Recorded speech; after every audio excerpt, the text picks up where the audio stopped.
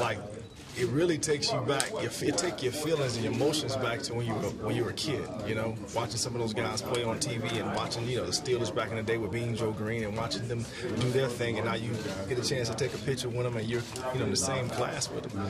Like, it's a tremendous opportunity to say thank you to a lot of guys. You know, one of the first person I got a chance to say thank you to was Ronnie Lott. You know. Of how much he meant to me in my career, because again, I modeled my game after. You know, he's one of the guys I modeled my game after. So to get a chance to see him, you know, to hug his neck, and you know, for me, it's just such a blessing. You know, families enjoying their self, and like, it's just a tremendous opportunity for me to just basically just say thank you to a lot of people. When you hear the numbers that 300 million people have played professional football, and you're one of 318 that are going to be in that Hall of Fame forever, how special when you understand how exclusive it is? It's very exclusive. You know, just to think of, like you said, all those individuals that stepped on the field at different times, at different, you know, different ages, obviously, you know, throughout this time of history, and to know that right now, you know, I'm one of the individuals that will be in that in Canton forever. You know, the first thing I think about is individuals that helped me along the way. And I'm not going to get too far into that because I'm going to get into my speech a little bit. But like, it's just, there's so many people that bless me with different things and different thoughts, and you know, lifting me up out of the hole of some of the things that I was going through at different times in my life, that I want to make sure that I play tribute to, you know, tomorrow night. Brian, was there ever a point while you were playing that you thought, I've done enough, or maybe, like, did you start to think about being a Hall of Fame? That didn't happen until I got to Denver.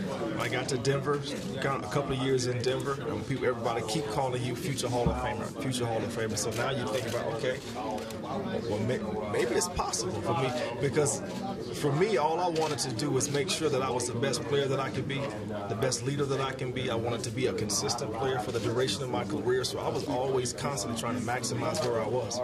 And so I wasn't, you know, really thinking about focusing on Hall of Fame. I was focusing on the team at hand, being a leader that day. Maybe we lost a game before, and I need to up myself in practice that week. My energy level has to be increased to make sure everybody else's energy levels were increased. So that was my thought.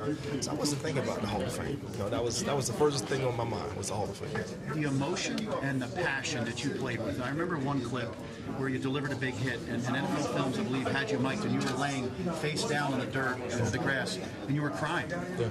Where did the emotion and that passion come from inside of you? Well, that'll be in my speech tomorrow. You have to stay tuned. Stay tuned. That'll be in my speech tomorrow. I can't give you that. Can't give you all of that right yet. All right. How about all the Eagles fans that are coming out from Philadelphia? We hear there's 1,000 or 2,000, at least thousands. It's more than that. There's more than that. Yeah, it's more than that. So what does it mean to you that Philly is coming out here to share this with you? Well, they heard me, and I think they believe when I said, when I make it, they make it. So they're here to be inducted into the Hall of Fame. And so we're going to enjoy our time together. We're going to enjoy this weekend together. You know, this is, I've come out here one time before. It was to see Reggie White when he got inducted. And this is my second time basically coming and being a part of, not part of this, obviously. This is my first time being a part of this. But I guess this gave me a reason to come experience this, being in the Hall of Fame. And now I made it, they made it, so now they can come experience the Hall of Fame. They're going to experience everything that has to go with it outside, with all the festivities and stuff like that. So enjoy yourself, Eagles fans. You deserve it. You deserve it. Brian, I saw a photo on Twitter. It looked like you were with Brian Westbrook and a couple of others. Did you travel with friends? Did you travel to get out here with your family? Like, with my family. This family, yes. So you kind of met up with those guys when you got out here? Or? I haven't seen them yet. Okay. I haven't seen those guys. It'll be, yeah. He was still in his car. I haven't seen those guys. Hopefully I'll see them tonight. Okay. Yeah. Got the advent of Weapon X. I mean, I talked to Ike and Troy. They can't exactly remember when. They thought it was 2000, 2001. I mean, what kind of spawned that? I know you've always talked about the energy you played with. Well, I mean, that's Weapon X has always, that's me. I've always been energetic. I've always celebrated and danced. That's just but I guess people put a name to it, and that came from I forgot when we played in the NFC Championship game, I believe, against the Rams. Yeah, and so I guess they were searching for stories, and they saw the Wolverines in my locker, and so they did a story on me, and so that's how it took off. But you had those in your locker from day one? Oh yeah, I've always had it now. I first thought it just happened like one-off season. You looked and suddenly the Clemson stuff was gone, and you had Nope. I've always loved Wolverine. I've always loved Wolverine. Yeah. Brian, we've seen athletes in Philadelphia, like even during your time, Allen Iverson and Chase Utley and guys like that. But there are people who say that you may have the best connection, the most intimate connection with Eagles fans and Philly sports fans that we've ever seen. Where do you think that came from? He just, I guess, explaining how I play the game with passion, how I play the game with emotion. I play with my emotions on my sleeves, which is not always a good thing all the time. I think the other thing that they recognize is I don't make excuses. I never did, never will. If I made a mistake, I was not going to probably be a repeat offender of that mistake. So you can boo me for that one thing that I did, but you won't have to boo me again because I won't make that mistake again. And I gave everything that I had. And not only did I give everything that I had, I gave everything I really had because I was sleeping, I was eating right, and I was getting my rest. So I can actually give you 100% of what I have, not 100% or 70% because I was out doing stupid stuff, if that makes sense. I was giving you 100% of 100% every game. And I was a physical player. I didn't back down from anybody on the football field. So I think that they saw the fact that, again, I'm that type of blue-collar worker type cat. That doesn't make excuses. Jobs needs to get done. I'm going to do the dirty work to do it. Do you remember in 06, I think it was 06 when you guys were here, I think you signed a contract while you were, I think you guys signed a contract extension while you were out here and we talked to you. Do you remember walking around here and, it was 12 years ago, and thinking someday that could be me? Do you have any memory of kind of being here and thinking one day I could be that kind of guy? I guess I was thinking it would be cool to be that. That would be wonderful if that happened. The likelihood of that happening, I didn't understand the magnitude, I didn't understand at that point that it was possible for me to be at this level. Because again, my mind was not stretched to the Hall of Fame. It just was not. Like I said, it would be cool to be there. It would be awesome to be in there. But when I flew back from here, I had to go to training camp. So I was getting ready for contact, live drills, to get ready to be the leader, once again on the football field. So, again, the Hall of Fame part of this story happened, and it wasn't something that I was deliberately saying, I'm going to be a Hall of Famer throughout my career. I just didn't. I didn't.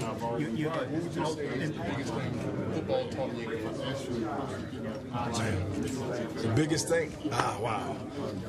There's another. You got to watch. You got to listen to the speech.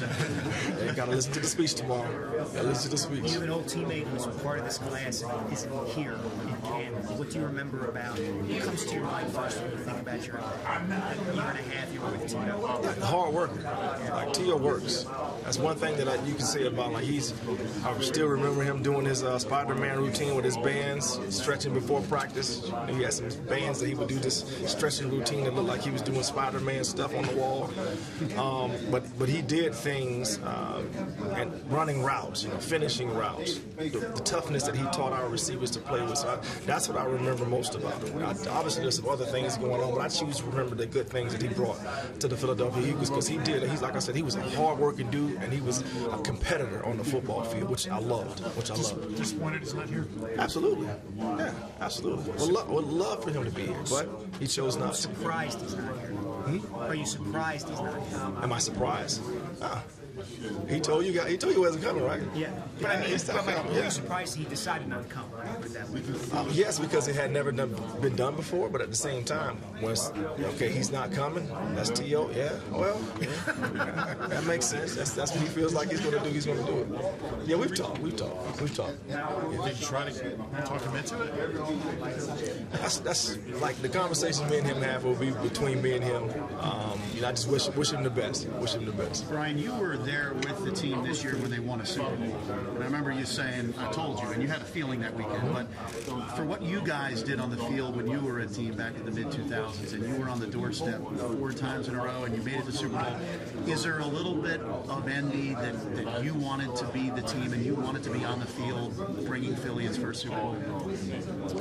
I think if you are a competitor in anything that you do, and if you are all of a sudden the individual that's helping somebody else achieve what you couldn't, absolutely you want to wish that you had achieved the thing that you helped them achieve. So absolutely, I would have loved for that to be me and Brian Westbrook and Troy and Donovan up on the stage celebrating in the parade. I would have loved for that to happen, but it didn't. So I was blessed to then help these gentlemen achieve that and bring such joy to the city of Philadelphia. Like, to me, that was the ultimate. So when it's all said and done, the city of Philadelphia got to celebrate something that they hadn't celebrated in forever. And so to me, the city is changed a little bit now. Not a whole lot probably, but it's changed. I think some of the angst has left. I think there's a little bit more smiling going on in Philadelphia. Brian, when you were here in March, I asked you if you were on the fast track to being an Aussie News, and you said, "I don't know. I'm not going to preclude what my future brings." 5 weeks later, you're walking out of football.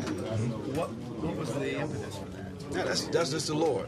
He put some things in my heart to go in a different direction. So that's what I'll be doing when I start my own company. Doing some philanthropic work, and start my own foundation. Have a book coming out December the 1st. So there's a lot of stuff that's going on right now behind the scenes that I just want to bless people. And so I can't do that in its totality if I'm in an NFL facility. I have to be able to venture out, step out, and kind of spread my own rings in some areas to bless people.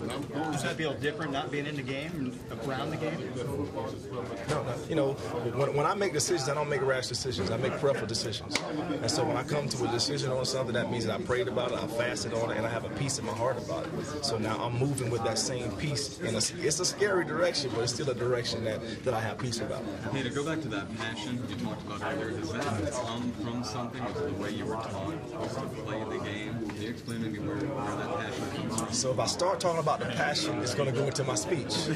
So I'm trying to stay away from my speech to give you What do you mean about your alma mater? It's an extra special thing that you're the first person to be able to win Clemson. I mean, it's very special that I'm the first one from Clemson.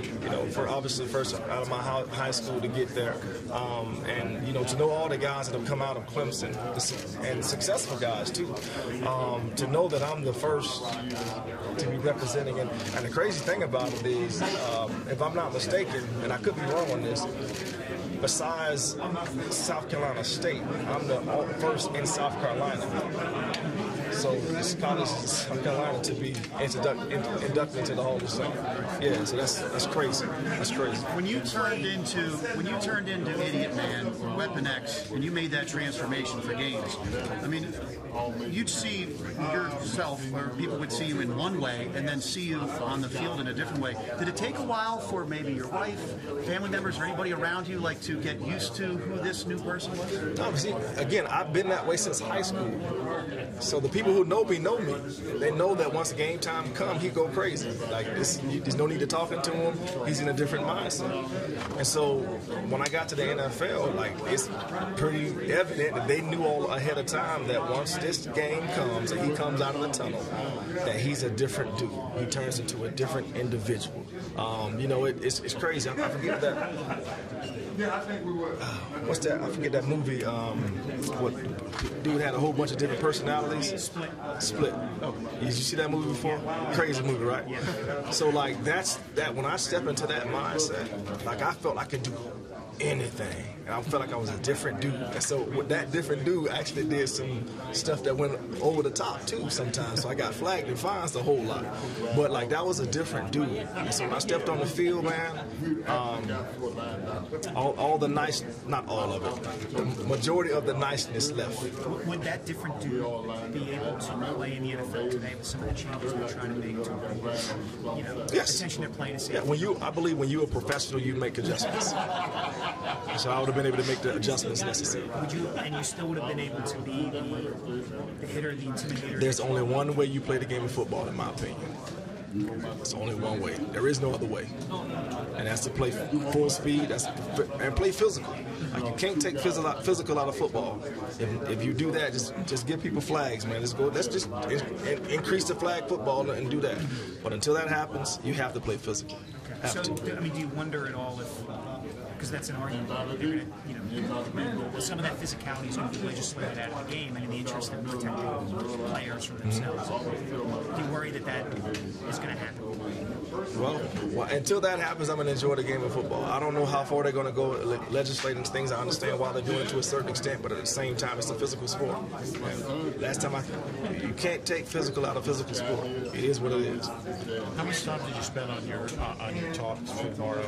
And did it come easy for you? Did you kind of know right from the start what you wanted to talk about? And did you enjoy that process? You talk about your speech tomorrow. It was a process. You know, I'm praying and journaling and making sure that the things that I say are things that the things that I say will bless the listener's ear. Let me say it like that. And so it took a little while. Not a strenuous process, but it did take a little while to make sure I got all the points and the individuals that I wanted to thank in order. How much do you want to stick to your plan of what you want to say, and how open are you to becoming emotional? You know, I mean, it's one thing. You say open? Am I open to it? I mean, I know you're going to be. Yeah, I'm going to be emotional. Yeah. I'm going to be emotional regardless. But it's one thing to practice a speech. It's another thing to deliver in that moment. At this point in my life, I honestly don't write out speeches anymore. I write down points. I have a point. I have a subject matter that I elaborate on from my heart. So I try my best to speak from my heart. So as I speak from my heart, then I think water's going to come out of my eye, and I'm going to cry a whole bunch of times. I know that. But so yeah, I'm very open to being led by the Spirit when I talk.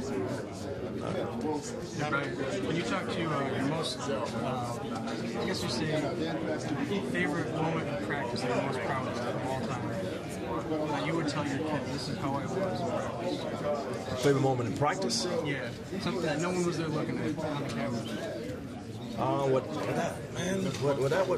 That would be like boasting a little bit, right? No. Proud though. Something that you would tell your kids, this is how you do it. That kind of thing. Well, here's what I would do. I would tell them to go talk to Trout. Go talk to Brian Westbrook. Go talk to Troy Vince and ask them how I practice. And hopefully they would then tell them. I like other people. I would like other people to tell them how good I was. I don't want to tell them how good I was. That breaks. Did everybody get one, or is that special? Everybody get this. This Blessed by the Best right here? Yeah. No, the people that are going to be coming to my event, to my party, yes, they will get this. They will get that, okay. Yes. And then other people will be able to purchase this at some point in the near future from BrianDawkins.com. That's coming up here soon. Brian, you show our camera just real quick for back in Philly so they can see the what? Blessed by the Best. Blessed by the Best. Blessed by the Best. I get a discount. Huh? I get a discount. Absolutely get a discount, man. Hats included. Your comments about mental health and your struggles early in your career got a lot of play around the country. What's been the reaction from people, and do you feel like it's I mean, how important is it that you're outspoken about that, so and that you make an impact there? Well, I think it's very important. I believe that I've gone through some of the things that I've gone through to bless other people with it, right? And so a lot of the details will come out in more detail in my book that's coming out December the 1st, so you have to read it, pick it up. But I would say this seriously though, there's so much that we are missing when it comes to opening up and talking about our pain. I'm talking about men mostly when I talk about this, that we have to do a better job of. I said something a while back, and I'll end it on this topic on this, that you see so many people taking their lives and committing suicide, and I said that our silence is killing us, because it is. Our silence is killing us. And so we have to do a better job of that. We have to do a better job of that. Brian, When did you decide that you wanted to write a book? Right around the same time that I decided to leave and do my own business and start my own foundation. Yeah, right around that same time. Yeah. Brian, was there a moment? Any distinct memories of playing against Randy? Oh yeah. No, you know what? I think it's just a preparation time. When you have a receiver like that, your preparation that week is more intense. You're more attention to detail because of the things that he can do that other receivers cannot. There's more respect paid to a guy like that. Like for most receivers, I would line up 10 yards, no deeper than 12 yards. For him, I would give him love and line up 15 yards sometimes because I know he can run. So I'm going to respect him. I'll let you catch it in front of me for the most part, and I'm going to try to punish you, but you're not getting behind me. But other receivers, I'll line up 10, sometimes 8 yards because it's not that I didn't respect their speed. It's just I respected his speed more. Yeah. Was there an interaction with a fan or someone in Philadelphia that you can remember that somebody told you that meant the world to you, or a message, or I asked Chase Utley this in Philly, and he said when parents come up and tell me I teach my kid to play the game like you did, something like that. Is there something? I hear that quite often. I really do, and like I think the people really. This is what I would love for people to understand. I really do appreciate the fact that people consider me a role model, and I am a role model. But I'm a role model to Brian Dawkins Jr. first. That wasn't always my thought process. That I have to show Brian Dawkins Jr. how to do things, how to operate, how to live his life in the way that I live my life. I can tell him one thing and do another. He's not learning anything. But if I tell him one thing and I do what I told him to do, now he can watch my walk. He can watch me live my life. So I was living my life in front of that camera, in front of the world, for Brian first, Brian Dawkins Jr. first, and then everybody else. Now, as far as connecting to Philadelphia, it's when fans start talking about the last will or the last thing that their loved one said is that, hey, make sure you bury me in Brian Dawkins' jersey. Like, that hit home for me. Like, 'cause that's something sacred. That's something real. Like, real. That's and so for that to happen, told me the bond that I had with the Philadelphia fans. And once I found that out, man, that love that I have and it just increased even more. So I was going to go even harder to make sure that they were pleased every time they saw me play.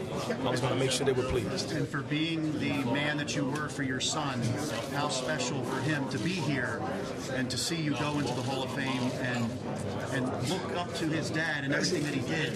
Well, if you ask him, he'll say, "It's all right. He all right. He all right." We have a good relationship like that. But you know what? I can only imagine how proud they are of the accomplishments I've been blessed to have. I'm almost got in my speech. You almost got me in my speech. I'm not trying to. Yeah, you almost got me. You almost got me. You almost got me. You almost got me. Your football life has been quite a journey. You have happy moments, difficult moments, injuries, but it's been like a roller coaster.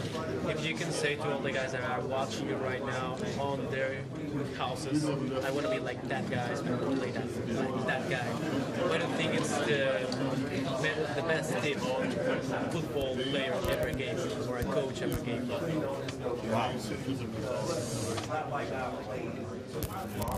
So my speech tomorrow is I'm serious, it's gonna say it's gonna talk about what you just talked about, what you just asked me, so I can't give it to you right now. You have to wait till tomorrow to hear my speech. Man, it's about 30 minutes. So T.O.'s not here, he's not coming. So I'll take his time. Yes, sir, I'm gonna take his time. One favor up against Randy Moss on preparing your speech.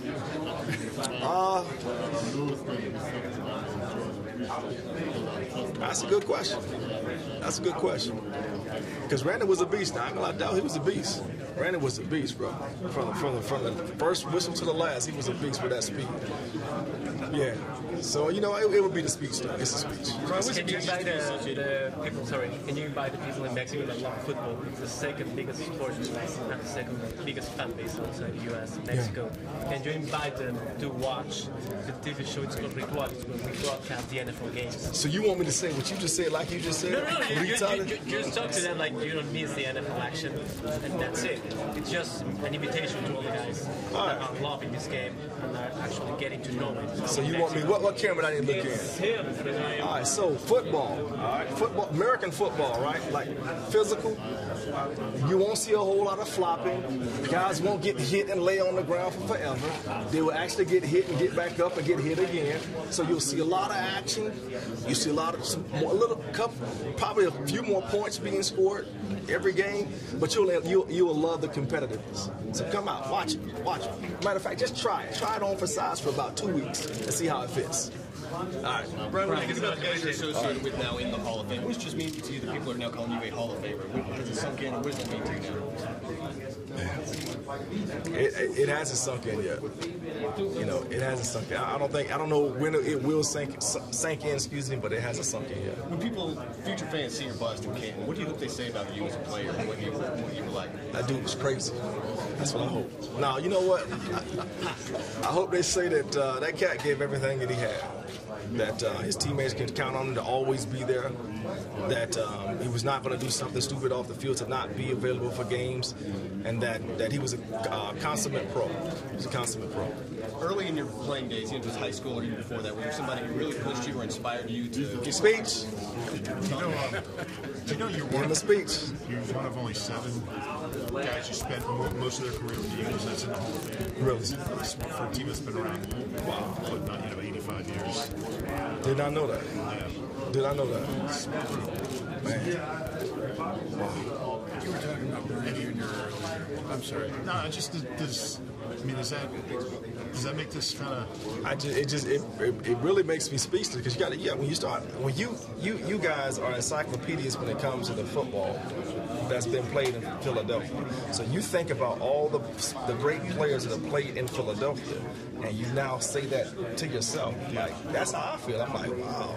And I don't have the vast knowledge that you guys have of the specific guys that have played. I just have who I think are pretty substantial players, and to know that I'm just the 7th, that's tremendous. But I can't. Again, it's some of these things, man. It's like a dream, bro. Like I can't believe it. Other guys like, Seth Joyner, Harold, obviously, who went to Reigns High School, Eric Allen, some of the guys who aren't here. And any thoughts of, guys who kind of deserve it, aren't a part of this, and how much you'd like to see them go through what you're going through? Man, I would love for them, because I know on the other side how it feels to not get in. So that's one thing that I can say. I know what it feels like on the other side of this thing. So absolutely, I would love for those guys to get an opportunity to get in. There's a lot of this process that I don't I won't say, I guess, agree with. It's parts of it that I would love to be updated or done a little differently, to have some of those guys that have been waiting for so long to have great numbers and have been leaders on football teams to get a better shake at having the possibility of getting in. But until that time comes, it's going to be where we are right now, and those guys are going to be sitting on the outside looking in. Hey, Brian, I don't think this is included in your speech. You got a chance to spend some time with Jerry Kramer. I don't know how much you've looked into his history, but retired in '68, was a finalist the first time in '74. He's waited 50 years for this. Can you imagine having to wait a half century? I cannot imagine a half century, and to finally. But I'm thankful that he's in the class with me.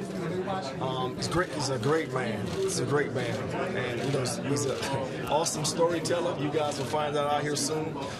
But and some of the things that he's going through, and I won't go through it, but he's told us that he's going through to even make it, to still be here, alive, to receive this award. I'm just so happy for him. So happy for him. And again, so honored to be going in with him. You mentioned the process. Do you have any thoughts on what would make it a better process? No need to get into it right now. Yeah, there's no need to get into it right now. How much have you thought about Jim since you've been here? Oh man, come on, man. Jim is all up in here, Jack. Yeah, Jim is all up in here. To The way he used me, he's all up in the fact that I'm here. It's a couple of guys, you guys know what I'm talking about, that blessed me to be here. Vicky here already? Is Vicky here already? I believe she is. I believe she gets here. She should be here now because she's going to the dinner tonight. You've talked a lot about the connection between yourself and Philadelphia. At what point in your career or your time in the city did you really start to, did you feel it right away? Was it a year or two or three into your career when you maybe came to understand how much? I think probably year 3. Yeah. I think probably year 3. Because that's when I almost got in the speech again. Yeah, year 3. Can you tell us everything? The details. It's details. So you can see when you start leaking into the details of the speech, then I may start elaborating a little bit too far and give you too much information. You're taking most of Tio's time up there, right? I told you, all of it is mine. I've already talked to Ray. I've already talked to everybody. You All start of it is doing mine. sit-ups on the stage. So I sit up, give me a couple of push-ups before I get up. You saw Tommy McDonald's speech, right? I did not. I did not. Okay. I did not. So it was awesome. Pretty electric. Yeah, it was awesome. I like it. I've heard Ray Lewis praise you and just the way watching you. What does it mean to go into the hall with guys like that? Well, these are guys that, and I've said this before, these are guys that when you play against a Ray Lewis, I'm trying to outdo Ray Lewis. When you're playing against Brian, I'm trying to outdo Brian. So if he makes a play, I have to go make a play. So it was like a competition. I never played against him, but I always played against him because I'm trying to outdo them. And so when you have guys of that magnitude going into the class with you, and here's the other thing, like each one of the guys, those individuals, when they showed highlights that Eagles are playing Chicago, who do they show? Ryan O'Reilly. When they show Eagles playing Baltimore, what are they showing? Ray Lewis. So you talk about the marquee of the teams. And so, like, I had so much respect for those cats and how they played the game. And so the competition was real.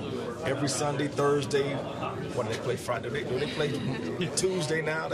So every time we played and stepped on the field, it was a competition. And I respected the heck out of those men and how they played the game. Do you feel like they made you better? Absolutely, because that's competition. It's competition. Again, they make a play, I have to make two. That's the way I felt. Having come from the safety position with Drew, do you feel like he changed the way middle linebackers has to play? I think I don't know if he changed the way. I think the offensive has changed the way that the linebacker has to be played because of the spread formations that are set up. But I think that he gave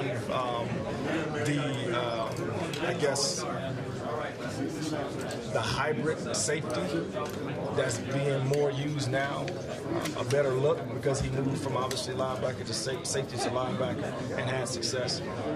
But I didn't see, like, at that time, teams were still running the ball. Not everybody ran the Tampa 2 system. So teams didn't really follow that suit and get that linebacker like he was, rangy linebacker. But they have to be more rangy now in today's NFL. So actually, like, Brian would have had success in this NFL as well, big time, big time. You talked earlier about giving of yourself on the field, and not only doing that, but making sure you eat the right things, train the right way, and those things so that you can give everything you had when you got on the field. You had to have had teammates who didn't do that. How did you deal with those guys, if at all? When you one-on-one. Yeah, just always one-on-one. One-on-one. I always talk to the side. I try my best and I always try to treat people the way I wanted to be treated. And so I would always pull that individual to the side and just talk. Did you feel like it made a difference in them every time? Did you guys tune you out? Like, would you get? I mean, there's always nothing is ever 100%. So you're gonna always have variations. Sometimes if it didn't work that first time and you make the same mistake, then you have to be called to the carpet on film. And so if everybody then sees you on film, we all see the same thing. So now it's not just me telling you; it's now we're telling you. You need to straighten that up, right? So if you don't straighten that up, then now that's Jim. So once Jim grabs you, you're close to being on the way out. You guys had a lot of opportunities. Are you nervous? No, you guys had a lot of opportunities, but you didn't break through. Which team, in your opinion, had the best opportunity to break through when it scored? Repeat that question for me, because I was looking at the Which team had the best opportunity to win the Super Bowl? When? Your era. My era? Yep. The Eagles. That's a tough question.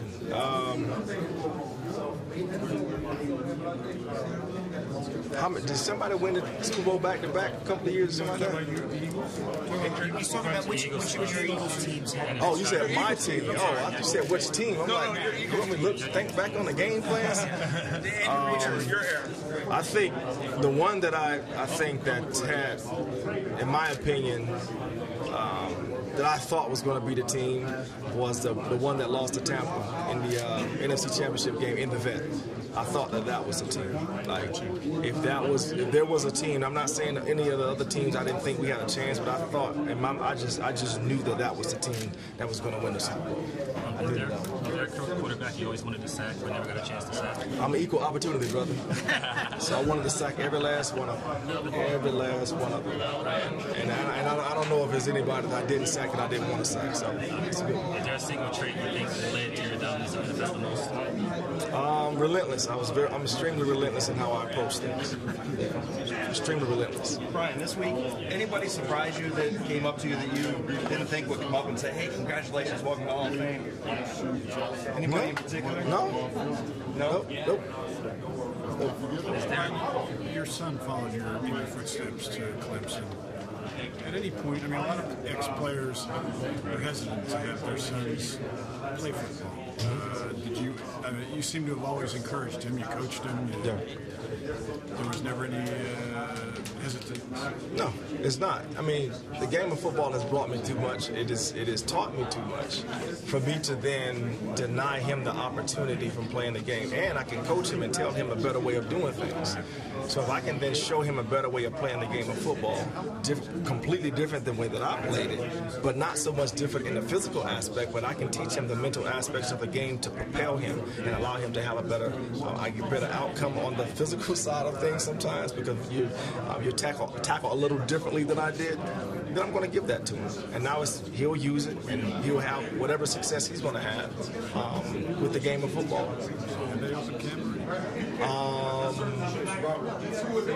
I know they were training, but I don't know if they've opened camp. I think they were training without the coaches. I think that was it. Thank you. Thank you, brother. Man, good seeing you. Hey, did you see Harps yesterday? Yes, before the game, I got a chance to hug his neck. Thank you. Yeah, see you tomorrow. Appreciate you, Don. Appreciate you. Yes. Your presentation of the games was crazy, even with Lewis. What do you think defines to do that and be part of all the fans, because you're going to be remembered by that, obviously in the field, but that's very important in your career. Well, that's just who I am. I'm not doing anything that's not me. I didn't try to go out to purposefully get the fans hyped. No, I'm being me, and hopefully you'll enjoy the fact of me being 100% me, and we'll have a good time together. That's what I try to do every time that I touch the field. I try to make sure that I gave the Philadelphia Eagles fans something to cheer about. You're talking about on the field, intimidating the rival. How's that part of it? What's a part of it? Because on the defensive side of the ball, one of your biggest assets is fear, intimidation. You have to describe in 10 words Randy Moss and T.O. What you can describe them? Randy Moss and T.O. Headaches. Both of them were headaches. Headaches. So that's one word. So I saved you 9. Headaches. That's it. Headaches. When you first started playing football, did you ever consider playing a different position? Started off playing running back. Was moved to center for whatever reason. To this day, I have no idea why. And immediately, 2 years later, made sure that I got away from that coach so that I can go play on the other side of the football. So that's what I did, and that's why I've been on defense pretty much ever since. Which player made you laugh the most in your career? Hollis Thomas and Hugh Douglas. Do you feel like this 2018 can repeat? The Eagles, can they Yes, repeat? absolutely. Why? Absolutely. Look at you. What's happening, brother? What's happening with you? Hey, you gotta. So the then MVP is back, because when he got hurt, he was the MVP. I'm talking about Carson Wentz. One of the best tackles in the game of football is back on the football field. So that's 2 individuals on the offensive side of the ball that did not get a chance to play in the Super Bowl. So they're hungry. They're not going to allow those other guys to be sitting down because they want to actually win a ring on the field. So they're going to push those guys. On the other side of the ball, you have Hicks coming back, who's the leader of that defense. You have a couple of new individuals on the defensive line. To not Bennett, who almost slipped my mind, to add, he's hungry for a Super Bowl ring. So usually the thing that sets the team back to failure is complacency. It's too many guys that didn't play in the Super Bowl last year for the Philadelphia Eagles that are stars, potential on this field, on that team, that wants it too bad to allow those guys to dog it. So that's why I believe they have a great chance of repeating this year. Yeah. They have a great chance. I'm not going to sit here and give y'all no dogs and bullets boy. Yeah, they have a great chance of repeating this year. Brian, we're going to go live for NFL Network. Let's get that. Cool. Let's get First of all, congratulations. I've been a competitor. I've been a fan. You mentioned Philadelphia, the city of Philadelphia. I've talked to some of your teammates throughout the years, and they talked about your work ethic. They talked about your leadership in the locker room. They talked about doing everything possibly you can. Kind of correlated the same with the city you played in, man. Just talk about playing for Philly 1 and being that emotional leader for your team for so many years. You know what? I'm a very caring individual is what I am. Like I sometimes I care too much about things. I take a lot of things to heart. I play with my emotions on my sleeve. I'm a very energetic dude, but I'm a very hard-working brother. Like, it's one thing about me that I have to work. I can't just sit around and do nothing. Like, if I don't work out for 3 days, my wife is like, "Have you worked out?" Like, no, man, would you go work out and get? So I have to get in the gym. So that same drive and determination is what I did on the football field as well. So in practice, I have to finish the plays. I have to get to the ball. If I don't, I need you to call me out. So I'm calling my teammates out because I need you to call me out. I need us to be on the same game, the same way when it comes to that. And so I think that same type of mentality is what Philadelphia is. It's a hard-working, grind place. Cats go to work hard, 5-6 days, grind, and they come to the game. They want to see you put on the show. They don't want you to take plays off. They don't want you to be crying about it's not somebody else's fault. They want you to make any putting people under the bus. They want you to go give 100% and just keep your mouth closed, have a good time, and if it's not your fault, it is your fault. Take responsibility for your mistakes and don't make them same mistakes over with. So I did that. So that's why I believe me and Philadelphia are like this. Like, they love me, and I love them back. And they're a little bit twisted. I'm a little bit twisted too. I was going to say that. Crazy. Yeah. You are a little crazy. We're all a little crazy. We're playing on defensive side of the ball. You have to have a screws. That's right. And to sum it up, I would say you're a perfectionist. You never want to leave things undone. You want to do everything you could. Get yourself, prepare yourself, and get ready. Last year, you didn't make it in the Hall of Fame. And I know you took that hard personally, but you never gave up. You stayed with the process. So coming in this year, you were super extra emotional because you never know with this thing, man. Tell me how special it was for you when you got that knock. Well, last year I would tell you that I needed to go through that to get some things out of me. The Lord brought me. I believe He took me through some of that stuff. First of all, to let me understand how those who don't make it the first couple of times feel, and then there was some things, some selfishness inside of me that needed to come out that I had to get rid of. So that's number one with that. But this year I was more appreciative of it. It was more of my family was more emotional. They were screaming and crying. I was just more appreciative of the opportunity to be a Hall of Famer, to get that nod, and knowing that the next day that we were going to win the Super Bowl as well, because I had a strong feeling that was going to happen. But you know what? I'm just so thankful and so blessed. And so I think the perspective of winning it, of coming in this year, I guess I put more in a humble spot. I try my best to be humble all the time, and sometimes I fail in that aspect. And not making it last year knocked me down a little bit, and now the humbleness has come out for me to just enjoy this a lot more. Talking about enjoying it and seeing all the great players that you've watched or played against, going into the room and being able to have those conversations and now sit down.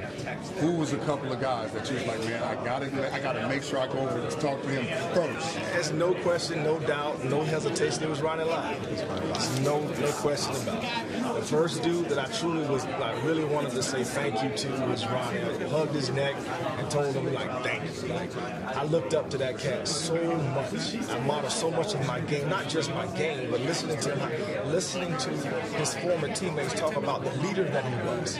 You know, that he challenged guys, that he would step outside of comfort zones to challenge his teammates, you know, to do better, to go better, to, you know, and keep some guys in line when they weren't in line. So, like, there's so much of his game that I modeled my game after, you know, especially the foot and, you know, physical aspect, obviously. But there's so much more to Ronnie Lott than just his physical aspect that people don't understand. He was a game changer, and he was a game-changing leader as well. So he was the number one.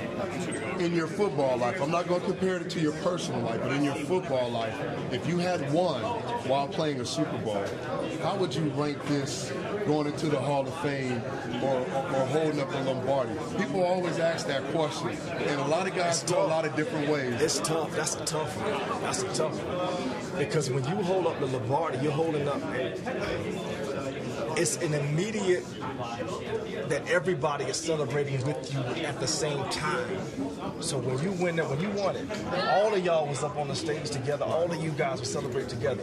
When I make it into the hall, though a lot of people are there to help me get to that point, really the focus is on me. So that's why it's a hard one for me. And that's why I tell you, to get into the hall was difficult for a little, because like I don't want to be separated to that extent from my teammates. Like they helped me get here. Jim helped me get here.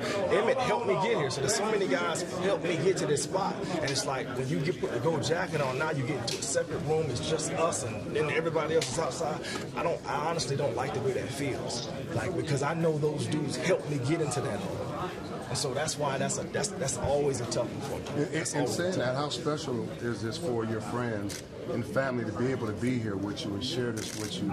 And you know, you already an emotional dude, so I know you're gonna tear up. I know you're gonna tear up during your speech. No question. Listen, I'm not gonna even fake the funk. I'm going to cry. I'm going to cry because the people that I will talk about mean so much to me, and they have meant so much to me in my life. So I know I'm about to cry now. So I can only imagine tomorrow when I see and they're sitting right there in front of me that I'll just start bawling, crying, because again, I would not be here. And by the way, my book is coming out December 1st of this year, so I'm not going to get too deep into it, but I wouldn't be alive if it wasn't some of these people in my life. So that's what I'm talking about. So that's why. There's other things that's playing into not just football, but that's playing into it. Life, brother, life. Congratulations, man. B-Dog. You definitely deserve it. And my last real quick one before I sign off. Since Ray is over here to my right, who had the better intro before the game? Oh, it's not even close. You're talking to him. You had a better intro? Because mine was multi. Like, Ray, he did his thing. It's the same, you know. It's he did the squirrel. I dig it. I can dig it. He did the squirrel. But I bear crawled. I did the worm one time. I did the four tops one time coming out there. So I was versatile in mine. Very versatile in mine. Congratulations. Appreciate it, brother. Appreciate it. Just to stay on the topic of Ray for a second, you guys came into the league at the same time. What were your, how did you view him as a player, and what does it mean to go into the ball with him? Oh man, if there was a guy that I would have loved to have played with on the other side of the ball, it's Ray. Like, if you look at our styles, if you look at our demeanors, if you look at the way that we approach the game, we are pretty similar individuals. And I told him, I said this, I would have loved to have played with you, but I couldn't have played with him. There wouldn't have been enough energy for everybody else. Because all the energy that he exudes, all the energy that I exude, like everybody else would be sapped of their energy. The fans probably be sapped. Like, he brings so much to the field and to the game, and from a emotional standpoint, spiritual standpoint, and again, that's how I try my best to lead my team. And so it would have been beautiful to play with him, but it would have been tough on a lot of other people if we were together, because that would have been havoc on the offense. That would have been havoc. Brian, I don't know if you've been asked this already, but is there any particular safety of today that you're a big fan of? I'm sorry? Is there any particular safety from today's game that you're a big fan of, or safeties? Malcolm Jenkins, brother. Billy, baby. No. But no, I will say that. Like, I love the next step that Malcolm has taken in his game. Like he is a ultimate. We've talked about it. He is an ultimate playmaker now. Like he can affect any area of the field. He's a tremendous leader as well. So yeah, I'm very proud of that dude and where he's going with his game. Very proud. Brian, how's your Christian faith led you here? Could you say something about that? Just one. That's number one. Yes, sir. That's number one. I don't even need to go into detail. That's number one. My faith is number one. Thank you.